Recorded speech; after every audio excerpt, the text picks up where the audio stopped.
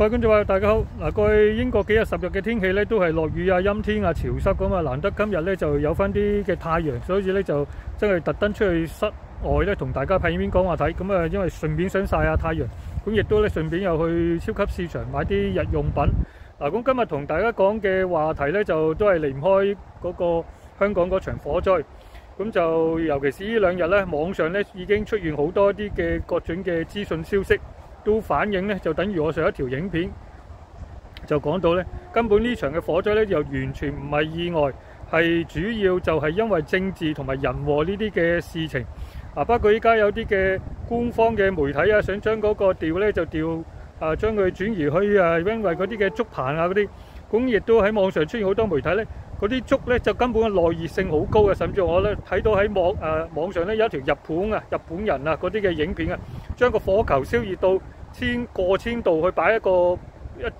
竹裏邊咧，燒咗成2分鐘咧，根本都燒唔着，即係燶咗少少嗰啲咁樣。咁主要係佢嗰個包做承建啊維修工程嘅承建商用嗰啲嘅物料嘅問題。嗰陣綠色啊，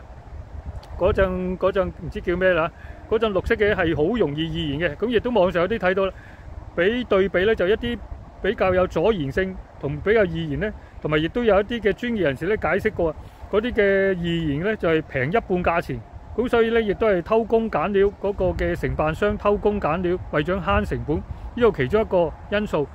另外咧就仲有係一啲嘅民建聯啊，嗰啲嘅人士啊喺度搞嗰啲嘅業主立案法團嗰啲嘅，搞咗好多可能一啲嘅卑鄙無恥嘅手段啊，又有啲嗰啲叫授權投票啊嗰啲咁樣嘅動作，好多導致咁就仲有一啲嘅包括。一個潘卓雄咧，你唔理佢咩人士都啦，咁佢哋都提供咗好多啲嘅消息。佢自己講到有啲個屋宇署啊、消防處啊，佢寫過信啊、email 回覆啊等等。咁呢啲咧，消防處、屋宇署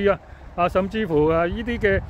點解會用咁高價3點幾億啊等等啲？咁呢啲其實廉政公署啊，都應該係全部要去徹查嘅，呢啲嘅都冇啦。咁我留意到咧喺啱啱尋晚啊，我放工人聽到，咁今朝都聽到有岸伯黃岸然，仲有一個就係李世民。咁有啲嘅頻道嗰個風格咧就好中意鬧啊嗰啲咁啦，粗口爛舌嗰啲，有啲個人嘅風格啊，譬如岸伯嗰啲咁樣。今日聽佢有呢個講佢屌老母啊嗰啲咁樣，即係一啲嘅鬧嗰啲嘅政府官員啊嗰啲。咁我留意到平時有一個李世民咧，佢平時咧講嘢溫文爾雅嘅喎。咁好斯文啊嗰啲，咁佢以往都喺蘋果裏邊寫文章咧，我都有睇過。咁我都留意到，連佢咧，尋晚咧有一條嘅影片咧喺追光者嗰度咧做節目訪問嘅時候咧，佢都不禁咧講到粗口啊嗰啲字，包括講咗關愛隊呢個冚家產啊啲咁，呢啲平時唔會出現喺佢呢啲嘅喺佢呢種嘅人品風格裏邊啊嗰啲。咁講到又屌啊咁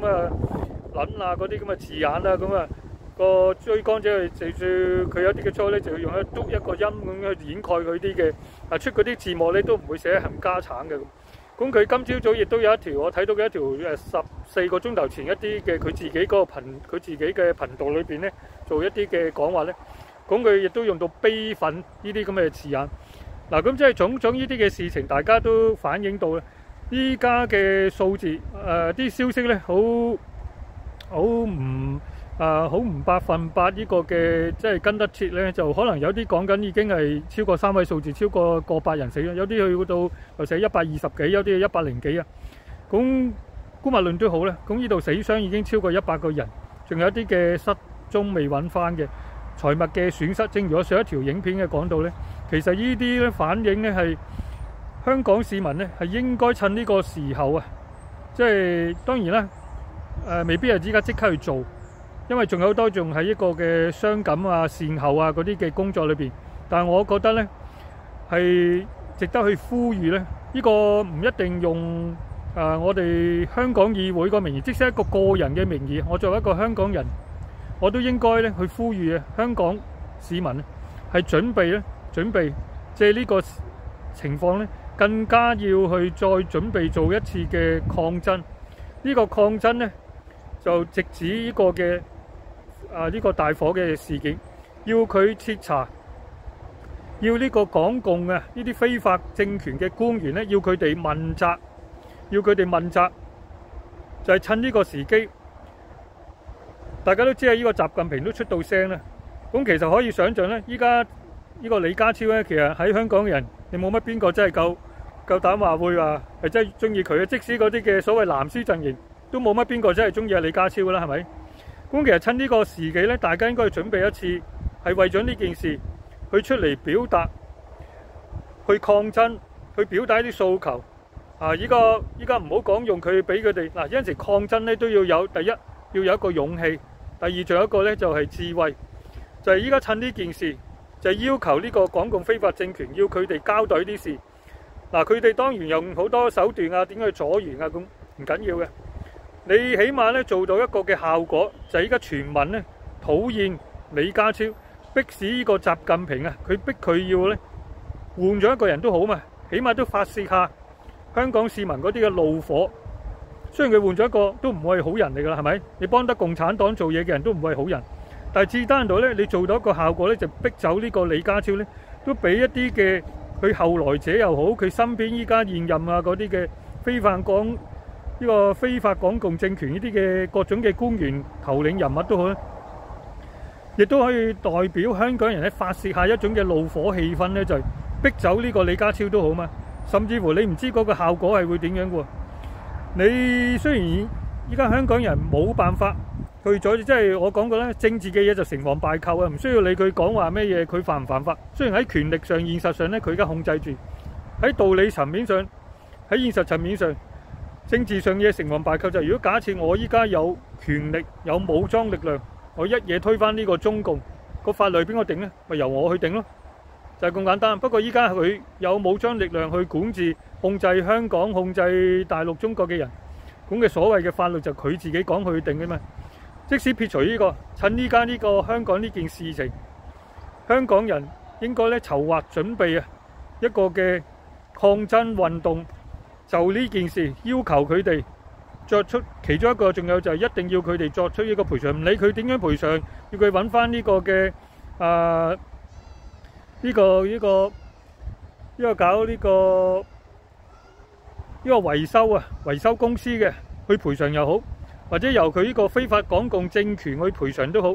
你想象下，依家你因為呢件事根本就係人禍嚟嘅，人命又冇啦，錢財又冇啦，樓又冇啦。呢啲喺呢啲咁嘅情況下，既然咁多嘢都冇啦，香港人仲怕啲咩嘢呢？尤其是呢啲受害者嘅人喎，受害者嘅人你係更加有資格要走出嚟。尤其是據講呢個屋苑好多嘅都係比較屬於啲中老年人嘅人士，幾十年前買咗樓諗住退休安居樂業退休，依家乜嘢一下子就冇，就係因為呢啲嘅政治，因為呢啲嘅人禍，呢啲嘅人更加有理由，都一把年紀啦，仲怕啲咩呢？佢如果真係有所謂用嗰啲國安法，你咪話俾佢國醫呢，會構造一個咧政治一個嘅危機，就係喺咁樣嘅情況，佢呢仲夠膽用國安法，只會更加激起好多嘅人嘅民憤嘅喎。所以趁呢個時機呢，我喺度呼籲咧，香港嘅人你應該準備咧留喺香港人嗱，唔好話我哋離開咗香港，你呢啲離開咗香港，你梗係咁大聲講嘢啦。咁但係如果有睇下呢康嘅頻道嘅觀眾都知道呢，我喺香港都已經被拉過2次。我要走呢，唔係因為怕佢，我怕佢我就唔會被拉過2次。就我被告呢個暴動罪之後，我都繼續走出嚟啊，6、4事件走出嚟。咁走多多咪結果又俾佢終於捉到多一次，公司被拉2次。咁如果我再拉，其實我第2次有機會已經俾佢韞住噶啦。咁如果我再拉多次呢，我就俾佢韞，我覺得好唔值得。咁所以我嚟到英國，我相對有自由，但我都繼續喺度盡我自己小市民嘅力量去呼籲，甚至我話依家參選香港議會，我都唔係志在參選嗰個所謂咩議員啊，我係表達一種嘅，我要走出嚟去表達小市民唔需要怕呢個港共政權，甚至佢而家通緝我自己 MPF 90幾萬，佢唔倒台一日我都唔攞得翻，我都唔介意呢啲嘅損失。所以唔係話我離開咗香港呢，我就講風涼話啦咁樣去。如果我冇俾佢拉過2次，冇嗰啲紀律，我自己咁樣，甚至乎6、4事件嗰陣，其實好多香港人你都可以走出嚟嘅，包括黎智英嗰啲有咁多嗰啲嘅教徒。黎智英係天主教徒，嗰啲天主教徒點解唔走出嚟夠膽為佢發聲呢？呢啲另一方面亦都係香港人嗰種嘅愚蠢同埋軟弱。所以喺到呢個咁嘅時候，應該係化悲憤為力量，就唔係純粹同佢仲慢慢傾啊要求嘅咩，係應該走出嚟表達一種嘅怒火，去發揮一種嘅一個市民嗰種嘅怒火嘅力量。你當然喺呢個情況下唔會話可以點樣去改變呢個現在個政權，只要共產黨未倒台，你都係改變。但係自單度咧，你可以去發揮小市民嘅力量去做一啲嘢，就逼走呢個嘅李家超，都當係一種嘅發泄啊嘛，亦都乘機去借助去要追討佢賠償啊，因為你做幾多咩善後工作啊、咩心理輔導啊嗰啲冇意思嘅。對於受害者嚟講，我乜嘢都冇嘅時候，又是仍然在生嗰啲嘅受害者，親人又死咗，樓、金錢乜嘢都冇啦。即係我見到李世民佢講咧嘅時候咧，除咗嗰種憤怒咧，我都見到佢不僅你忍唔住，有啲情緒激動，有啲想飲泣咁樣。即係我現在咁講起，依家都有啲咁嘅情緒。啊，雖然我唔係呢個嘅受害者，唔係嗰件事嘅受害者，但係你可以有較為越有同理心嘅人，你都想像到嗰啲受害者嘅人係好無辜啊！點樣被呢個港共政權嗰啲各種嘅手段啊，包括民建聯啊，甚至乎啊，點解李世民話嗰啲咩關愛隊冚家產，用呢啲冚家產呢個惡毒嘅字眼，嗰啲所謂關愛隊有啲影片睇到出嚟喺隔離旁邊啲市民呢，個個落手落腳好忙嘅，而嗰啲所謂關愛隊就喺旁邊喺度打卡影相去做宣傳，仲喺度笑口口去影相。咁你話呢啲嘅係咪需要？點解導致李世民都佢平時唔講粗口嘅人啊，都要用啲咁嘅粗口去發泄呢？就係咁，所以同樣啊，依家呢香港人，當你呢個悲傷冷靜落嚟過後嘅時候，準備應該要做嘅就應該發起一場抗爭嘅運動，就呢件事，唔好講話反唔反個政權，唔好俾佢有藉口，就係為咗呢件事，我去追究責任，要廉政公署徹查出嚟交代，要呢啲嘅官員出嚟去交代徹查落台，直情要叫李家超下台。咁呢個就會迫使中共大陸裏邊習近平願嘅，甚至乎根本呢，我自己個人估計，習近平其實都可能呢，因為習近平都好迷信嘅。啊，你整壇咁嘅嘢，你管治唔好，佢咪都可能乘機咧去借換一個人出嚟。當然換嗰個都唔係好人，但唔緊要。至單度可以俾香港市民你發泄下，對於個李家超，你睇到佢出嚟嗰啲嘅訪問，下下句句呢個感謝習近平啊嗰啲，仲見到有其中一個畫面，臨尾佢走嘅時候，個記者問佢唔使感謝，有冇感謝嗰啲消防員啊嗰啲咁樣，呢啲惺惺作態嘅呢啲嘅狗奴才啊呢啲。所以喺呢個情況下，香港市民，我喺度呼籲，你哋應該仍然留喺香港嘅人，其實喺海外嘅香港人咧，尤其是啲本身有一啲嘅影響力，做一啲嘅政治工作嘅嗰啲有知名度嘅嗰啲嘅流亡海外嘅香港人，其實都可以就呢件事咧發起一啲嘅遊行活動啊、記者會嗰啲咁樣去呢個嘅加一把力，去迫使呢個嘅港共政權唔好等佢哋借勢揾佢哋嗰啲嘅藍媒啊、媒體啊去轉移視線啊，又話嗰啲係咩竹棚啊、咩事導致啊嗰啲咁樣，就撇開呢個責任。所以講喺香港嘅香港人係應該要準備籌辦一次嘅一個嘅遊行活動，去抗爭，去表達呢個嘅憤怒啊、不滿啊、追究責任、追究賠償都好。呢個係我喺呢條影片話題裏邊嘅一個嘅呼籲，俾一啲香港人嘅信息，亦都希望係一啲嘅喺流亡海外嘅有影響力啊、有知名度嘅一啲嘅香港人呢，佢亦都會呼籲呢啲嘅事情，俾一啲嘅政治壓力，去迫使呢個港共，尤其是李家超啊、鄧炳強呢類嗰啲，甚至乎廉政公署啊，早排因為呢啲嘅姜家偉啊、湯偉雄啊呢啲等等，又喺度做一啲嘅事情啦。但係點解呢啲事情唔做呢？搞出咁多人命啊，咁大件事啦！